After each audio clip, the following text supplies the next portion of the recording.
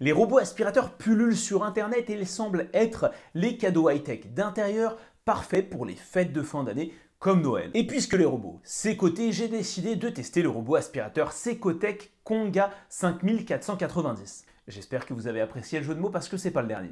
En tout cas, c'est la première fois que je teste un robot aspirateur qui sait aspirer la confiance, enfin qui sait aspirer la poussière, mais pas que. Je suis Fred, bienvenue sur Tech Live.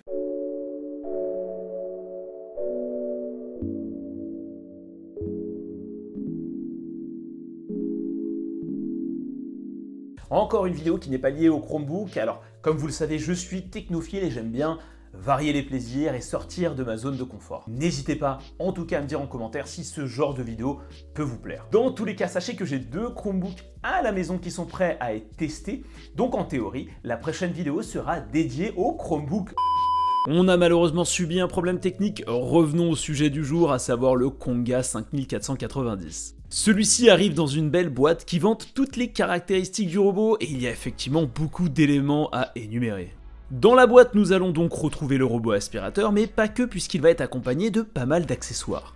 2 brosses latérales pour récupérer la poussière, une brosse pour toutes les surfaces et une brosse pour les surfaces dures. On en a une 3e en silicone pour les poils d'animaux, je n'en ai pas malheureusement. Nous allons avoir aussi un compartiment qui va regrouper la saleté et un autre compartiment dédié à l'eau, car oui, ce robot aspirateur fait aussi la serpillière dans une moindre mesure, accompagné d'un support et de son tissu. Un tissu est offert en plus, pratique lorsque vous êtes en train d'en laver un. Il y a également une télécommande avec des piles fournies pour lancer différents modes de nettoyage, mais on va préférer utiliser son smartphone. Et évidemment, pour que le robot puisse être autonome, il faut le recharger grâce à sa station de charge dédiée. Quand on voit tous ces accessoires pour la première fois, on peut se dire que c'est compliqué, mais franchement, en lisant la notice, tout est assez logique et on comprend grossièrement comment ça fonctionne.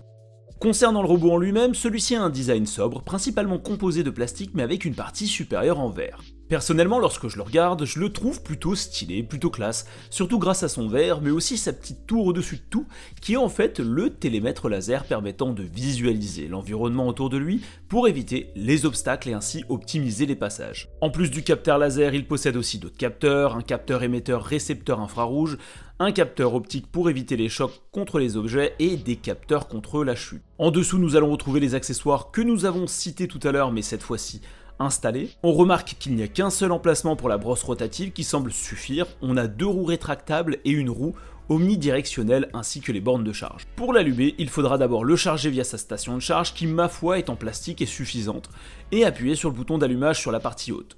Ce robot peut être contrôlé par l'application mobile nommée Konga 5000 qui va nous permettre de réaliser des choses intéressantes et surtout de lancer l'aspirateur dans un premier temps. Alors ce que je fais en général, c'est d'abord une aspiration automatique. L'aspirateur va d'abord analyser son environnement grâce à son télémètre laser pour déterminer les bords de vos pièces et les matérialiser sur l'application. Ensuite, il va s'attaquer directement aux bords et passer sur les surfaces restantes. Et bien évidemment, sur l'application, vous allez pouvoir suivre avec précision l'aspirateur puisque vous avez une cartographie des lieux et la position du robot en quasi-temps réel. Et je trouve ça vraiment sympa de pouvoir voir où il en est concrètement alors qu'on est dans une autre pièce. Après 3 aspirations sur une surface d'environ 30 mètres carrés, j'ai décidé de voir les résultats.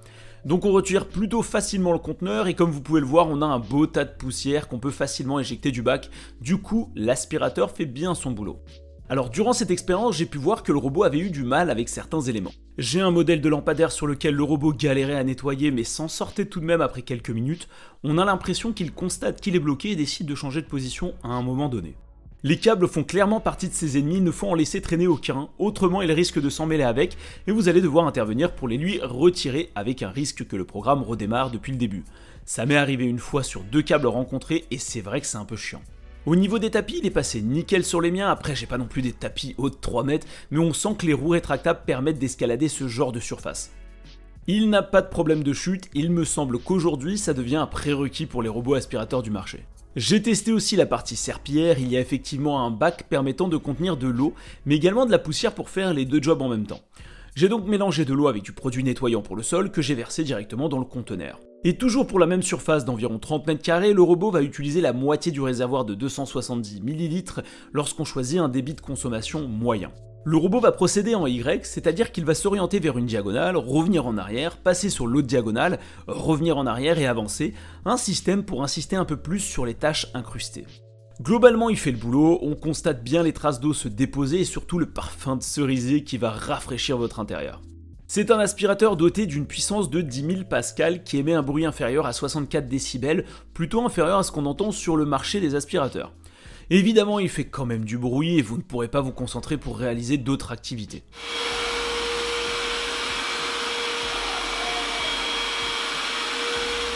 Pour aller un peu plus loin dans l'application, j'ai bien apprécié la possibilité des nettoyages, d'avoir un résumé des activités pour savoir en combien de temps il a nettoyé X mètres carrés de surface, et on peut aussi obtenir un statut de durée de vie des éléments de l'appareil pour anticiper des remplacements.